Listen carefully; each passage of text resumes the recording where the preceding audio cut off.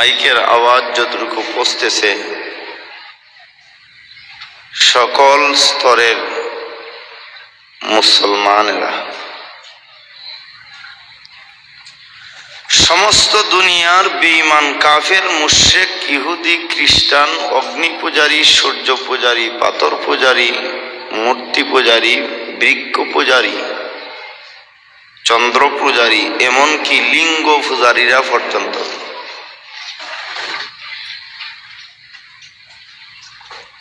ঐক্যবদ্ধভাবে মাঠে ময়দানে নেমেছে পৃথিবীর মানচিত্র থেকে ইসলাম, কোরআন, আল্লাহ এবং তার রাসূলের নাম এবং মুসলিমদেরকে মুছে ফেলার জন্য, যার বাস্তবতা স্বরূপ চট্টগ্রামের পূর্ব নাম ইসলামাবাদ। বাংলাদেশের কিয়ামত পর্যন্ত আগত সমস্ত মুমিন মুসলমানের ঈমান এবং ইসলামের ফাউন্ডেশন ইসলামাবাদ চট্টগ্রামের মতো জায়গায় ধর্ম সন্ত্রাসী, রাষ্ট্র সন্ত্রাসী, বর্ণ সন্ত্রাস ইসকন দ্বারা দিন দুপুরে মুসলমানদেরকে আদালত পাড়ায় জবাই করা হয়। এমন একটা দুঃসময়ে আল্লাহ আমাদের সকলকে আল হাসান তাহফিজুল কোরআন মাদ্রাসার উদ্যোগে আয়োজিত মাহফিলে সমবেত হওয়ার তৌফিক দান করেছেন। কালেমাতুশ শুকুর আদায় করি আলহামদুলিল্লাহ।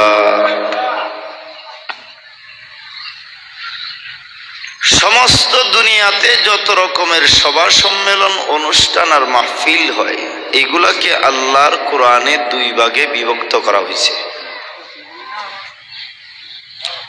এক ভাগের আলোচনা করে আল্লাহ তার ফলাফল বর্ণনা করেছেন সূরায়ে লুকমানের 6 এবং 7 নম্বর আয়াতে। এক ধরনের সভা সম্মেলন অনুষ্ঠানের কথা আলোচনা করে আল্লাহ বলেন, এগুলার আয়োজনকারী, এগুলার সহযোগিতাকারী, এগুলার উপস্থিতি সবাই জাহান্নামী।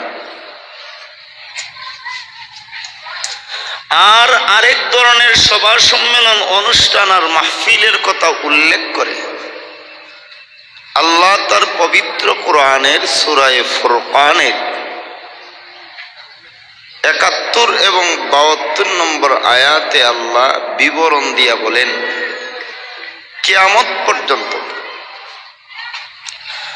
দুনিয়াতে আমি আল্লাহর কোরআনের সূরায়ে ফুরকানের 71 এবং 72 নম্বর আয়াতের আলোকে যত রকমের সভা সম্মেলন অনুষ্ঠান আর মাহফিল হবে, এগুলার আয়োজনকারী, এগুলায় বাস্তবায়নের সহযোগিতাকারী এবং এগুলার উপস্থিতি, এদেরকে হাসরের মহা বিপদের দিন আমি আল্লাহ সমস্ত হাসরবাসীর সামনে নিজে সালাম দিয়া জান্নাতি বলে ঘোষণা করব।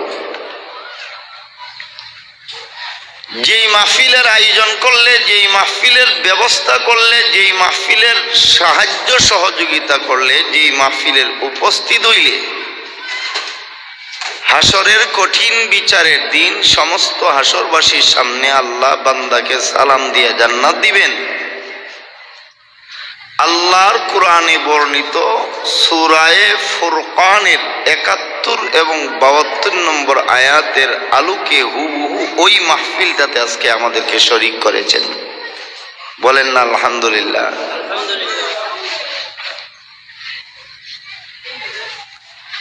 একজন আলেমের কাছে যাওয়া, একজন আলেমের জবানের কথা শোনা আল্লাহর কত বড় একটা বিধান, এটা আমরা জানি না। পবিত্র কোরআনের সূরায়ে কাহাফ নামক একটা সূরা আছে, ফ্যানটা দেওয়ার সিস্টেম থাকলে দেন। কোরআন শরীফের একখানা সূরা আছে, সূরার নাম কি? সূরায়ে কাহফ। সূরায়ে কাহফের ৬০ নম্বর আয়াতে আল্লাহ অনেক বড় একটা ঘটনার আলোচনা করছেন। ঘটনাটার সার সংক্ষেপ হইল, হযরত মূসা আলাইহিস সালাতু ওয়াস সালাম এক সময় এইভাবে একটা মাহফিলে বয়ান করতেছেন। বয়ান চলা অবস্থায় একজন লোক দাঁড়াইয়া বলল, হে আল্লাহর নবী মূসা, আপনি বলুন এই জগতের মধ্যে এখন বড় আলেম কে? মূসা আলাইহিস সালাতু ওয়াস সালাম স্বাভাবিকভাবে জবাবটা দিয়ে দিলেন, যেহেতু তিনি রসুল এবং নবী, নবী আর রসুল যখন যেই জায়গায় যেই সমাজে যখন উপস্থিত থাকেন, ওই সময়ের ওই জায়গায় ওই সমাজে আল্লাহর বিধান অনুযায়ী নবী রাসূলের চেয়ে বড় কোনো আলেম থাকেন না। মূসা আলাইহিস সালাম স্বাভাবিকভাবেই যুক্তিযুক্ত ব্যবস্থায় এই জবাবটা দিয়ে দিলেন, আমি বড় আলেম। কিন্তু কথাটা আল্লাহর কাছে পছন্দনীয় হইল না। আল্লাহ মূসা আলাইহিস সালামকে জানাইয়া দিলেন, মূসা, তুমি যে হুট করে নিজেকে বড় আলেম বলে জবাব দিয়া দিলে, আলেম বানানো, আলেম পয়দা করা, এটা তুমি মূসার কাজ না, এটা আমি আল্লাহর কাজ। সুতরাং তোমার যে বড় কোনো আলেম আছে কিনা এটা তুমি বলতে পারো না, এটা বলতে পারি কে? আমি। বলেন আল্লাহ। হ্যাঁ মূসা, তোমার জবাবটা বিশুদ্ধ হয়নি।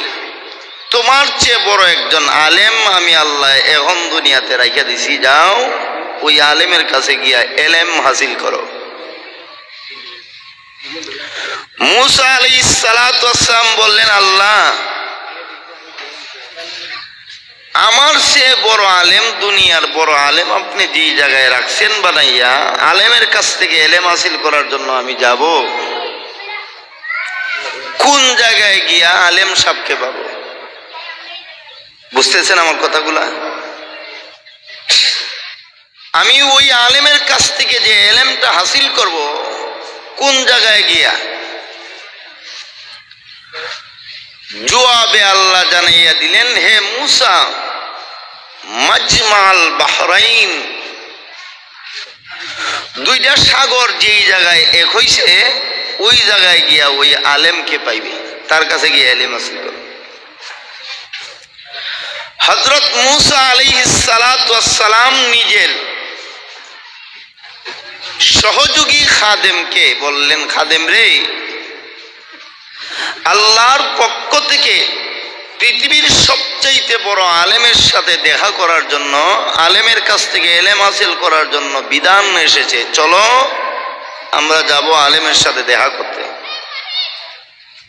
শহরের সকল সামগ্রী তিনি গুছাইলেন আর খাদেমকে বললেন, হাত্তা আমদিয়াহু কুবা, হে আমার খাদেম, একজন আলিমের কাছ থেকে এলেম হাসিল করার জন্য, দ্বীনের মাসলা জানার জন্য আমি মূসা সফর করতেই থাকবো। কতদিন, কত সময়? উকুবা, এটা কোরআনের শব্দ, বহু বচন। হুকুবা এর এক বচন হইল হুকবা। এক হুকবা সমান সময় হইল 2,88,00,000 বৎসর।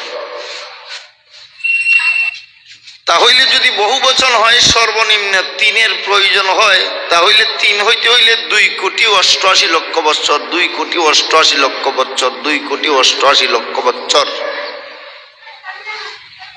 এইভাবে দেখা যায় প্রায় 8 কোটি বছরের রাস্তা হইয়া যায় হুকুবা এর সর্বনিম্ন সময়ে। মুসা আলাইহিস সালাম বলতেছেন হাত্তা আমজিয়াহু কুবা, এর খাদেম একজন আলেমের সাথে দেখা করতে যাইয়া, একজন আলেমের কাছ থেকে ইলম হাসিল করতে যাইয়া আমার মতো জলিলুল কদর পয়গম্বর মুসা আলাইহিস সালাতু ওয়াস সালামের যদি সর্বনিম্ন 8 কোটি বছর চলে যায়, 8 কোটি বছরের রাস্তা পাড়ি দিয়ে যাব, এরপরেও একজন আলেমের কাছ থেকে ইলম হাসিল করব। পবিত্র কোরআনের সূরা কাহফের 60 নম্বর আয়াতে এই ঘটনাটা নাযিল করে কিয়ামত পর্যন্ত আল্লাহ জগৎবাসীকে শিক্ষা দিলেন, মুসা আলাইহিস সালাতু ওয়াস সালামের মতো জলিলুল কদর পয়গম্বর যদি একজন আলেমের কাছ থেকে ইলম হাসিল করতে 8 কোটি বছরের রাস্তা সর্বনিম্ন হাইটা যাইতে পারেন, এই জন্য বের হয়ে যান। তুমি কত হাজার কোটি রাস্তা পথ অতিক্রম করে বলো আমি আল্লাহর ইলম হাসিল করেছিলে? জবাব আছে? জবাব নাই। এই জন্য মাইকের আওয়াজ যতটুকু যাচ্ছে এলাকার সমাজবাসীকে আমি অনুরোধ করব, অন্তত পক্ষে সূরা কাহফের 60 নম্বর আয়াতের মামলা থেকে নিষ্কৃতি পাওয়ার সাথে আজকের মাহফিলে সমবেত হুন উলামা হাজরাতদের জবানের কথা শুনে আগামী দিন সুন্দর করে গড়ার প্রত্যয় গ্রহণ করুন। বৃহত্তর চট্টগ্রামের মানুষ আল্লাহর দরবারে এত মর্যাদাশীল, আপনারা এত দামি, পৃথিবীর ইতিহাস মন্থন করলে দেখা যায় মদিনাতুল মুনাওয়ারার মানুষ আল্লাহর কাছে যেইভাবে সম্মানী আর মর্যাদাশীল, হাতে গোনা 2-1টা বিষয় ছাড়া আপনারা চট্টগ্রামের মুমিন মুসলমানরাও আল্লাহর কাছে ওইভাবেই মর্যাদার সম্মানী। মদিনা এক সময় মদিনা ছিল না, বর্তমান মক্কার অদূরে রাষ্ট্র, নাম বর্তমানে মদিনা। এক সময় এই দেশটার নাম ছিল ইয়াসরিব। কি নাম ছিল? ইয়াসরিব। মুহাম্মদুর রাসূলুল্লাহ সাল্লাল্লাহু আলাইহি সাল্লাতু ওয়াস সালাম যখন আল্লাহর পক্ষ থেকে নবুয়ত পাইলেন, রিসালত পাইলেন, কোরআন পাইলেন, কোরআন পাওয়ার পরে আল্লাহ সূরা শুআরার 214 নম্বর আয়াত নাযিল করে ঘোষণা দিলেন, ওয়া আনযির আশীরাতাকাল আকরাবিন। হে মুহাম্মদুর রাসূলুল্লাহ সাল্লাল্লাহু আলাইহি ওয়াসাল্লাম, কোরআনের মাদ্রাসায় যারা আয়েশা হাতে গোনা কয়েকজন ভর্তি হয়েছে, এদের মধ্যে আপনার উম্মতের সীমারেখা সমাপ্ত নয়, বরং আমি আল্লাহ আপনাকে গোটা জগতের নবী বানাইয়া পাঠাইছি। গোটা জগতের নবী বানাইয়া পাঠাইছি। তাই আপনি আপনার মাদ্রাসার শিক্ষার্থীদের বাহিরে গণে জনগণের কাছে, সাধারণ লোকদের কাছে আমি আল্লাহর কোরআনের দাওয়াত আপনি উন্মুক্ত প্রচারণা চালিয়ে যান। কিভাবে দাওয়াতটা দিবেন? রাসূলের মাদ্রাসার মাত্র 10 বছর বয়সে ছোট্ট এক বাচ্চা ভর্তি হয়েছেন, ওনার নাম হলো হযরত আলী ইবনে আবি তালিব রাদিয়াল্লাহু তাআলা। ইসলামের এমন কোনো ইতিহাস নাই, এমন কোনো তাফসীরের কিতাব নাই, এমন কোনো হাদিসের কিতাব নাই এই ঘটনাটা উল্লেখ নেই। রাসূল বললেন, আলী তুমি একটা ইস্তেমার ব্যবস্থা করো, মজলিসের ব্যবস্থা করো। আরবি কোরআনের ভাষায় মজলিস ইজতেমাকে আমাদের দেশের বাংলা ভাষায় সম্মেলন, সভা, মাহফিল বলা হয়। মুহাম্মদুর রাসূলুল্লাহ হযরত আলীকে বললেন, আলী মাহফিলের ব্যবস্থা করো। হযরত আলী রাদিয়াল্লাহু তাআলা দাওয়াত দিয়া আল্লাহর ঘর কাবা শরীফের অদূরে সাফা পাহাড়ের নিচে এইভাবে একটা মাহফিলের ব্যবস্থা করলেন। মুহাম্মদুর রাসূলুল্লাহ যখন মাহফিলে বয়ান করতেছেন, এই সময় একটা লোক দাঁড়াইয়া গেছে রাসূলের মাহফিলে। দাঁড়াইয়া বলে, এইভাবে দুই হাতে পাথর নিয়ে পাথর উঠাইয়া রসুলকে গালি দেওয়া শুরু করছে আর বলতেছে, তাব্বাল্লাক আলী হাযা জামাতানা ইয়া মুহাম্মদ। এ মুহাম্মদ, আজকে আমাদের ব্যবসা বাণিজ্য বন্ধ করে, ক্ষেত কামারের কাজ বন্ধ করে, পাহাড়ের কাজ বন্ধ করে, বাগানের কাজ বন্ধ করে ওয়াজ মাহফিলের নামে আমাদেরকে এখানে সমবেত করেছ। মুহাম্মদ, তুমি ধ্বংস হইয়া যাও। বলেন না নাউজুবিল্লাহ। দুই হাতে পাথর উঠাইছে।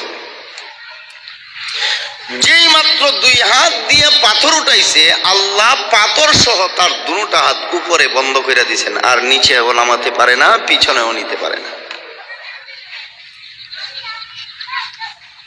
রসুলকে যখন এই অবস্থায় গালি দিল, আল্লাহ তার গালির জবাব দিয়া কোরআন শরীফের একটা সূরা নাযিল করলেন। এই সূরার নাম হইল সূরা লাহাব, যাকে আমরা তাব্বাত ইয়াদা সূরা বলেছি।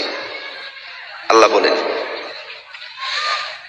তাব্বাত ইয়াদা আবি লাহাবি ওয়া তাব্বা মা আগনা আনহু মালুহু ওয়া মা কাসাবা সায়াসলা নারান যাতা লাহাবি ওয়া ইমরাআতুহু হাম্মালাতাল হাতাব ফি জিদিহা হাবলুম মিন মাসাদ। তাব্বাত ইয়াদা, এ রাসূল, দুই হাত দিয়া পাথর উঠাইছে আপনাকে মারার জন্য। যেই দুই হাত দিয়া উঠাইছে, এই দুই হাত এবং হাতের সাথে জড়িত পুরা শরীরটাকে আমি আল্লাহ ধ্বংস করার দায়িত্ব নিলাম। আপনার মাহফিলের বিরুদ্ধে দাঁড়াইছে, তার সন্তানগুলো উপযুক্ত এবং ক্ষমতাধর, ছেলেদের ক্ষমতা নিয়ে, অর্থ সম্পদ আছে এই ক্ষমতা নিয়ে, ধন সম্পদ আছে এই ক্ষমতা নিয়ে, ওয়ামরাতু, তার শ্বশুর বাড়ির গোষ্ঠীর লোকেরা অনেক প্রভাবশালী, নেতৃস্থানীয়। এই কারণগুলা সামনে নিয়ে আপনার মাহফিলের বিরুদ্ধে দাঁড়াইছে, বন্ধ করে দিতে, আপনাকে পাথর মারতে। যতটা মাধ্যমকে সামনে রেখে সে দাঁড়াইছে, তার সবগুলা মাধ্যমকে ধ্বংস করে আপনাকে আমি আল্লাহ হেফাজত করার দায়িত্ব গ্রহণ করলাম। বেঈমানরা যখন দেখলো মুহাম্মদুর রাসূলুল্লাহ সাল্লাল্লাহু আলাইহি ওয়াসাল্লামের কাজ বেগবান হচ্ছে, ধর্ম শিক্ষার কাজ প্রসারতা লাভ করছেই, জুলুম নির্যাতন তারা করতেই আছে। এক পর্যায়ে ওয়ার্ল্ড সুপ্রিম কোর্ট, আন্তর্জাতিক আদালত দারুন নাদওয়া থেকে ঘোষণা দিল, আল্লামা ইউসুফ কান্দলবী রহমতুল্লাহি আলাইহি তার হায়াতুস সাহাবার 1 নম্বর খণ্ডে উল্লেখ করছেন,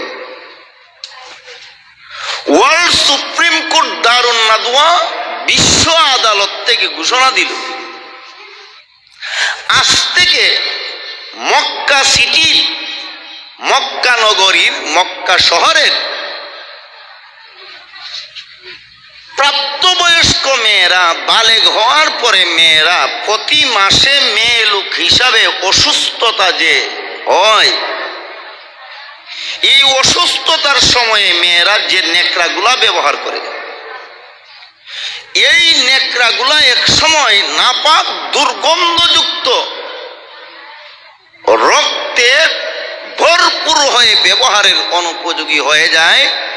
তখন মেয়েরা এগুলা ময়লা আবর্জনা ডাস্টবিনের মধ্যে ফেলে দেয়। আজ থেকে মক্কা শহরের, মক্কা নগরীর, মক্কা সিটির প্রতিটা সাবালেগা মেয়ে তাদের প্রতি মাসে মেইলি অসুস্থতায় ব্যবহৃত নেকড়াগুলা ব্যবহারের পর আর ফেলে দিবে না, বরং মুহাম্মদের কোরআনের দাওয়াত, মুহাম্মদের মাদ্রাসার বিরোধিতার স্বার্থে, কোরআনের বিরোধিতার স্বার্থে মুহাম্মদের ঘরে দরজা জানালায় লটকায় রাখবে। নাউজুবিল্লাহ, আরো আসতে কোন। এই ঘোষণাটা দেওয়ার পরে চিফ জাস্টিস, প্রধান বিচারপতি আবুল আহাবের স্ত্রী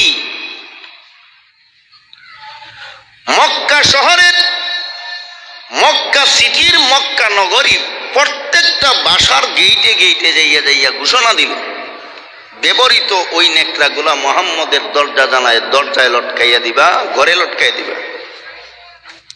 রসুল সকালে বাইর হইতেন কোরআনের দাওয়াত নিয়া, সারাদিন ভোর কোরআনের দাওয়াত দিয়া যখন সন্ধ্যার সময় আসতেন, আইসা দেখতেন মক্কার মেয়েদের সেই সমস্ত নাপাক নেকড়া দিয়া তারা রসুলের দরজা জানালা এবং কি দেয়াল পর্যন্ত ভরপুর করে রাখত। মুহাম্মদুর রাসূলুল্লাহ সাল্লাল্লাহু আলাইহি ওয়াসাল্লাম নিজের মুবারক লাঠি দিয়া একটা নেকড়া সরাইতেন আর বলতেন, হায় রে আমার সমাজ, পারো কি এইভাবে জুলুম করতে? অথচ আমি রসুল চাই তোমাদের কোমরে ধরে ধরে জান্নাতের মেহমান বানাতে। জুলুম নির্যাতন করে করে এক পর্যায়ে সিদ্ধান্ত নিল, আমরা মুহাম্মদকে অবরোধ করব। মুহাম্মদকে যেহেতু হাতে মেরে মেরে আর মুহাম্মদের দুনিয়ার থেকে বিদায় করতে পারি না, কিভাবে? রসুল যখন নামাজে দাঁড়াইতেন খানায়ে কাবার সামনে, উটের ভর গুলা যেই জায়গায় ফেলে দেওয়া হইত, ওই জায়গা থেকে দুষ্ট লোকেরা রসুল সেজদায় যাওয়া মাত্র উটের ভর গুলাই না রসুলের কাঁধে রাইখা দিত, যেন রসুল মাথা না উঠাইতে পেরে সেজদার অবস্থায় শ্বাসরুদ্ধ হয়ে দুনিয়ার থেকে বিদায় হয়ে যান। কিন্তু রসুল যখন মাথা উঠাইতে পারতেন না, আল্লাহ জিব্রাইলকে পাঠাইতেন আর বলতেন, জিব্রাইল যাও, আমার নবী খানায়ে কাবার সামনে নমাজরত অবস্থায় বেঈমান কাফেররা রসুলের গর্দানে বর রেখে দিছে উটের, তুমি গিয়া উটের বর সরাইয়া দাও, সরাইয়া দিলে আমার নবী মাথা উঠাবেন। শুধু এই নয়, রসুল যদি আল্লাহর ঘর কাবা শরীফের সামনে নামাজে দাঁড়াইতেন, রসুলের গলার মধ্যে এই যে রুমাল, এই মৌলভী সাহেব যেইভাবে পেঁচায় রাখছে গলার মধ্যে, এইভাবে রুমাল ফেসাইয়া দুই দিকে টান দিয়া রসুলকে হত্যা করার ষড়যন্ত্র করত। এই অবস্থায় যখন মুহাম্মদুর রাসূলুল্লাহ সাল্লাল্লাহু আলাইহি ওয়াসাল্লামকে হত্যা করা সম্ভব হয় না, এখন কি করবে? এবার সিদ্ধান্ত নিল, আমরা মুহাম্মদকে অবরোধ করব। এই ঘোষণায় সমস্ত দুনিয়ার বেঈমান কাফের মুশরিকের বাচ্চারা,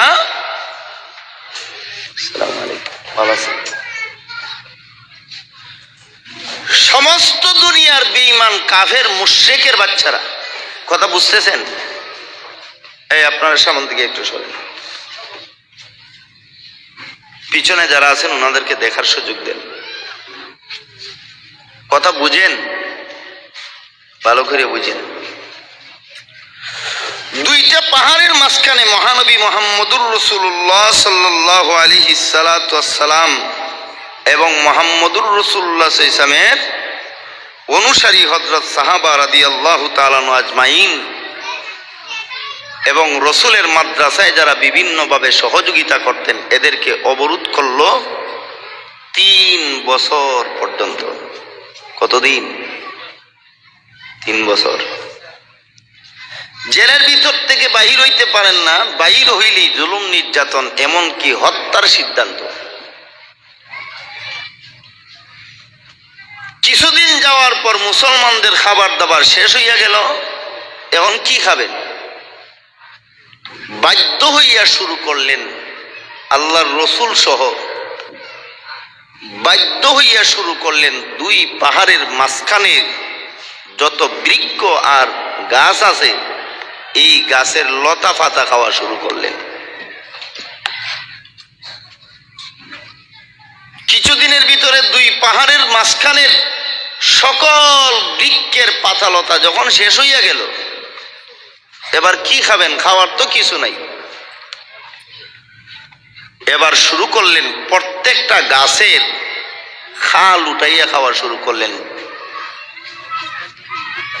আরো কিছুদিনের ভিতরে সমস্ত বৃক্ষের খাল শেষ হয়ে গেছে, এবার পাতাও নাই, গাছের ছালও নাই। কি খেয়ে জীবন যাপন করবে? অবস্থা এমন হইল, যেই সমস্ত মেয়েরা গর্ভে বাচ্চা ধারণ করেছিলেন ওই মেয়েদের গর্ভের বাচ্চাগুলা নষ্ট হয়ে গেল। যেই সমস্ত মেয়েরা সন্তান প্রসব করেছিলেন খাবার দাবার না থাকার কারণে বুকের দুধ শুকাইয়া গেল। এই অবস্থায় মুসলমান ছোট্ট ছোট্ট বাচ্চা এবং নারীদের কান্নার আওয়াজে যখন আকাশ বাতাস ভারী হইয়া গেল, এই অবস্থায় 3 বছর অতিক্রান্ত অবস্থায় আল্লাহ তার পবিত্র কোরআনের সূরা হিজরের 93 থেকে নিয়ে 99 নম্বর পর্যন্ত আয়াতগুলো নাযিল করে আল্লাহ জানাইয়া দিলেন, ফাসদা বিমা তুমার ওয়ারিদ আলিল মুশরিকিনা ইল্লা কাফাইনাকাল মুস্তাহজিঈন।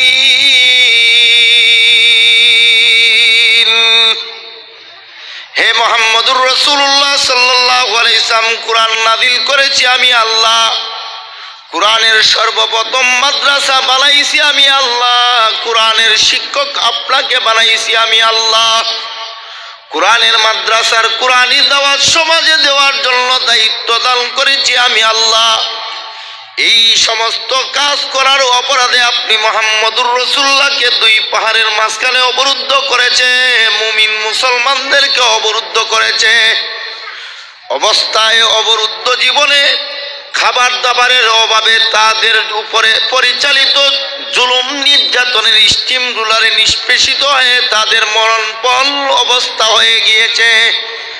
নবী মুহাম্মদুর রাসূলুল্লাহ, আমি আল্লাহ আমার পবিত্র কোরআনের সূরা হিজরের 93 থেকে নিয়ে 99 নম্বর পর্যন্ত আয়াতগুলো নাযিল করে জানাইয়া দিলাম, আজ থেকে আপনি অবরোধ ভঙ্গ করে প্রত্যেকটা শহরের প্রতিটা দরজায় দরজায়, প্রতিটা গেইটে গেইটে, প্রত্যেকটা দোকানে দোকানে, প্রত্যেকটা মুকানে মুকানে, প্রত্যেকটা অলিতে গলিতে যাইয়া আমি আল্লাহর কোরআনের দাওয়াত দিবেন।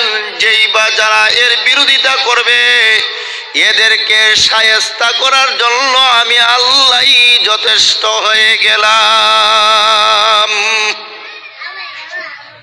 ওই মুহাম্মদুর রাসূলুল্লাহ জেলের জীবনের মধ্যে 615 খ্রিস্টাব্দে রসুলের মাদ্রাসার এক ছাত্রকে বললেন, হে অমুক, তোমার ঘরটা আর তোমার ঘরের জায়গাটা তুমি যদি কোরআনের মাদ্রাসার জন্য দান করিয়া দাও, তাহলে আমি নবী তোমারে ওয়াদা দিব, আমি জান্নাতের জন্য তোমার জামিনদার হব। সুবহানাল্লাহ বলবেন না? যাকে বললেন আরকম ইবনুল আরকম, হযরত আব্দুল্লাহ ইবনে আরকম রাদিয়াল্লাহু তাআলা, তিনি বললেন, ওগো আল্লাহর রাসূল, মাদ্রাসায় ঘর দিলে, মাদ্রাসায় জায়গা দিলে, মাদ্রাসায় সহযোগিতা করলে যদি আপনি আমার জান্নাতে যাওয়ার জামিনদার হন, এই মুহূর্তে আমি আপনাকে এবং আল্লাহকে সাক্ষী রেখে ঘর সহ জায়গা সহ আমি মাদ্রাসায় দান করে দিলাম। 3 নম্বর ইসলামের ইতিহাসের মাদ্রাসা হইল, মাদ্রাসার নাম মাদ্রাসায় দারুল আরকম আল ইসলামিয়া মক্কাতুল মুকাররমা। মাদ্রাসা প্রতিষ্ঠার এই ইতিহাস দিয়া কিয়ামত পর্যন্ত আল্লাহ আমাদেরকে শিক্ষা দিলেন। যেইভাবে আমার নবী মুহাম্মদুর রাসূলুল্লাহ মক্কায় মাদ্রাসা প্রতিষ্ঠা করতে যাইয়া আমার নবী মাদ্রাসার জায়গা দেনেওয়ালা, ঘর দেনেওয়ালা, সহযোগিতা করনেওয়ালার জন্য জান্নাতের জামিনদার, এইভাবে আমার নবীর উপরে যে কোরআন নাযিল হইছে এই কোরআন আমার নবীর পরেই শেষ না কিয়ামত পর্যন্ত থাকবে? কিয়ামত পর্যন্ত থাকবে। কিয়ামত পর্যন্ত সেই কোরআন শিক্ষার জন্য মাদ্রাসা করলে, উলামায়ে কেরাম যদি মাদ্রাসা করেন, উলামায়ে কেরাম নায়েবে নবী, নবীর উত্তরাধিকার, নবীর প্রতিনিধি। নবীর প্রতিনিধি হইয়া উলামায়ে কেরাম কোরআনের শিক্ষা সমাজে প্রচারের স্বার্থে যদি মাদ্রাসা প্রতিষ্ঠা করতে চান করেন, ওই মাদ্রাসায় যারা জায়গা দিয়া, ওই মাদ্রাসায় যারা অর্থ দিয়া, ওই মাদ্রাসায় যারা শ্রম দিয়া, ওই মাদ্রাসায় যারা ঘর দিয়া, ওই মাদ্রাসায় যারা বিভিন্নভাবে সহযোগিতার হাত প্রসারিত রাখবে, যেভাবে আরকম ইবনুল আরকম হযরত আব্দুল্লাহ ইবনে আরকমকে রাসূল জান্নাতের জামিনদার হইয়া জান্নাতে নিবেন, কিয়ামত পর্যন্ত কোরআনের মাদ্রাসায় যে যতভাবে নারী পুরুষ সহযোগিতা করবে এদেরকেও রাসূল জামিনদার হইয়া জান্নাতের মেহমান বানাবেন। এটা হইল ওই মাদ্রাসা প্রতিষ্ঠার শিক্ষা। মহানবী মুহাম্মদুর রাসূলুল্লাহ সাল্লাল্লাহু আলাইহি সাল্লাতু ওয়াসসালামের শিক্ষা ব্যবস্থা যখন আরো জোরে সুরে প্রচার হইতে থাকলো, বেঈমানরা রাসূলের উপরে জুলুম করে। উসদুল গাবা ফি মারিফাতুস সাহাবা এবং সিয়ারুস সাহাবার ৩ নম্বর খণ্ড, হায়াতুস সাহাবার ১ম নম্বর খণ্ডের মধ্যে উল্লেখ আছে, প্রতি বছর নবুয়ত রিসালত কুরআন পাওয়ার পরে হজের সময় আসলে আল্লাহর রাসূল দুনিয়ার বিভিন্ন রাষ্ট্র থেকে মানুষ যাইত হজ করার জন্য, দলে দলে যাইত। এখন তো এক এক দিন এক এক টিকেটে এক একজন যায়, ওই সময় দলে দলে যাইত, এক এক দেশের মানুষ এক এক দলে। সমস্ত দুনিয়ার হাজিরা যখন আইসত হজ করার জন্য, রাসূল প্রত্যেকটা দেশের হাজিদের কাছে যাইতেন, গিয়া বলতেন, ও আফগানিস্তানের হাজিরা, অথবা ও সিরিয়ার হাজিরা, অথবা ও ইরাকের হাজিরা, শুনো, আমি মুহাম্মদুর রাসূলুল্লাহ সাল্লাল্লাহু আলাইহি ওয়াসাল্লাম কোরআনের মাদ্রাসা শিক্ষার দাওয়াত দেওয়ার অপরাধে আমার সমাজের লোকেরা আমারে কাবা শরীফের সামনে ফাঁসি দিয়ে মারতে চায়। কোরআনের দাওয়াত দেওয়ার অপরাধে আমার সমাজের লোকেরা সেজদারত অবস্থায় উটের ভোট দিয়ে আমাকে শ্বাস বন্ধ করে হত্যা করতে চায়। কোরআনের দাওয়াত দেওয়ার অপরাধে আমার সমাজের দেশের সাবালেগা মেয়েদের নাপাক নেকড়া দিয়ে আমার ঘর নাপাক করে, দুর্গন্ধযুক্ত করে, আমাকে শারীরিক নির্যাতন করে, মানসিক নির্যাতন করে, উৎপীড়ন করে, ইফটিজিং করে, আমারে মারে। তাই আমি অসহনীয় জীবন যাপন করতেছি, তোমরা যদি আমাকে নিয়ে যাও তোমাদের দেশে, আমি রাসূল তোমাদের কাছে থাকবো, কোনোদিন তোমাদের কাছ থেকে যাব না। আমার হায়াতের জীবনে থাকবো, আমার রওজা শরীফের জীবনেও থাকবো, আমার হাসরের জীবনে থাকবো, আমার জান্নাতের জীবনে তোমাদের সাথে সাথে থাকবো। হাজিরা জবাব দিত, মুহাম্মদ, পৃথিবীর সর্বোচ্চ সম্মানী আর মর্যাদাশীল বংশের সন্তান হওয়ার পরে তোমার বংশের লোকেরাই যদি তোমারে জুলুম করে, আমরা আমাদের দেশে নিয়ে তোমাকে নিরাপত্তা দিতে পারবো না। এক দেশের লোক না করলে রাসূল আরেক দেশে যাইতেন, ওই দেশের লোকরাও না করলে অন্য দেশের লোকদের হাজিদের কাছে যাইতেন। এইভাবে সমস্ত দুনিয়ার হাজিদের তাবুতে যাইয়া যাইয়া রাসূল ঘুরতেন, কেউ রাসূলের নিত না। এই বছর গেল, আরো 11 মাস পর্যন্ত রাসূল অপেক্ষায় থাকতেন যে হয়তো আগামী বছর আমারে কেউ নিবে। এইভাবে 10 বছর পর্যন্ত আল্লাহর রসুল হাজিদের দ্বারে দ্বারে ঘুরছেন, কেউ রসুলের নেয় না। হঠাৎ করে মক্কা শরীফের অদূর রাষ্ট্র, প্রায় 500 কিলোমিটার দূরের রাষ্ট্র ইয়াসরিবের 6 জন যুবক আসলো আল্লাহর ঘর কাবা শরীফে হজ আদায় করে। ঘটনাক্রমে এদের সাথে আল্লাহর রসুলের দেখা হইয়া গেল। কোনো একজনের সাথে পরিচয় বিনিময় করে রসুল তাদের সাথে কথা বলার প্রতিজ্ঞা দিলেন। রাত্রের শেষ প্রহরে অন্ধকারে মিনা এবং মক্কার মধ্যবর্তী স্থান আকাবা নামক জায়গায় রসুল সেখানে গেলেন, রসুলের কথা উপস্থাপন করলেন। তারা আল্লাহর রসুলের কালেমার দাওয়াত পেয়ে সাথে সাথে কালেমা পড়ে মুসলমান হইয়া গেলেন। এরা তাদের দেশে যাইয়া পরের বৎসর আরো 6 জন মিলিয়ে 12 জন লইছে। আল্লাহর রসুল বললেন, তোমরা যদি আমাকে নিরাপত্তা দিয়ে তোমাদের দেশে নিয়ে যাও, আমি আমার দুনিয়ার হায়াতে তোমাদের কাছে কাছে থাকব, আমার রওজা শরীফের সময়ে তোমাদের কাছে কাছে থাকব, আমার হাসরে, আমার ফুলসিরাতে, আমার মিজানে, আমি সব জায়গায় তোমাদের সাথে থাকব, এমনকি জান্নাতেও আমি তোমাদের সাথে সাথেই থাকব। ওই সময় ওই 12 জনে একটা প্রশ্ন করলো আল্লাহ রসুলকে। ইতিহাসে এই প্রশ্নটা অস্ত্র ফুটা দিয়ে লিখছেন। তারা বলল, মুহাম্মদ, ওগো আল্লাহর রসুল, আমরা যে সমস্ত দুনিয়ার কোনো দেশে আপনাকে নিতে চায় না। আমরা একটা পাহাড়ি দেশ, আমরা গরিব মানুষ, পাহাড় থেকে বাঁশ আল্লাহকে বিক্রি করি আমাদের জীবন চালাই। আমরা যে আমাদের জীবন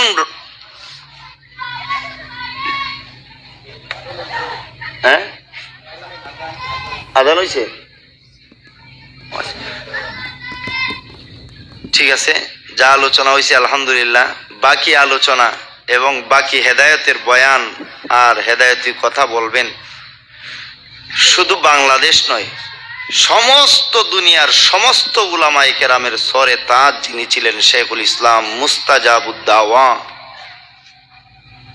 যার কারামত হায়াতের জীবনেও ছিল, বর্তমান কবরের জীবনেও যার কারামত চলমান, মুস্তাজাবুদ দাওয়া শেখুল ইসলাম আল্লামা আহমদ শফি রহমতুল্লাহি আলাইহি সুযোগ্য সাহেবজাদা, লক্ষ লক্ষ উলামায়ে কেরামের রাহবার, কোটি কোটি মুমিন মুসলমানের ঈমান এবং ইসলামের অতন্দ্র প্রহরী এবং পথ প্রদর্শক হযরতুল আল্লাম শেখ আনাস আল মাদানী দামাত বারকাতুহুম, উনি আপনাদেরকে মন ভরে বয়ান শোনাবেন।